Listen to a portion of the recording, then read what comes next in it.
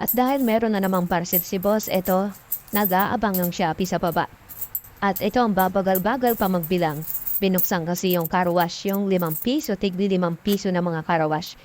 Ay hindi lang po 5 yung pwede dun sa car wash po namin, pwede po 10. Pwede po 5 bago, lahat po ng coins pwede po dun. Ako lang po yung gumawa nun. No, mga paps, mga mars, kaya yung pinagmadali ko na po to si boss kasi nga wala nang pambayad sa Shopee ng parcel niya.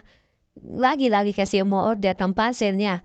Ano ba yan, boss? Naubusan tayo ng budget. Wala na tayong pambayad yan sa mga Shopee mo. Kaya bilisan-bilisan mo dyan yung pagbibilang mo. Magbabagal-bagal, mos. At nag-aantay na yung parcel mo sa labas. At baka iwanan na yun ng riders at tayo ay wala tayong pang-abono. Kaya bilisan mo dyan, boss, ha? Kaya susunod, boss, so ikaraduhin mo na. Meron tayong pangbayad, meron tayong extra. Ayan, tuloy na. Buksan yung ano natin, car wash natin. Kaya, bis-bisa mo yung pagbibilang. Tiyaga-tiyaga lang, boss, ha? Kaya, kailangan natin yan. Patatapos din yan, boss. Konti na lang, boss. Malapit na mababayaran mo na yung parcel mo doon sa baba. Ayan, boss, konti na lang tutulungan na kita. Ayan, Okay, boss. Yan, malapit na. At ibalot mo rin yan, boss, pagkatapos mo. Pagkatapos mong bilangin yan, boss, ibalot mo na rin.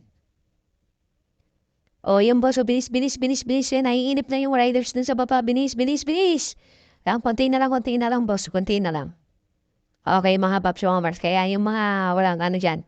Minsan nauubusan ng bata sila. Ay, yan mangyayari sa inyo. Ayan, okay na. Naibalot na rin ni boss. Babush!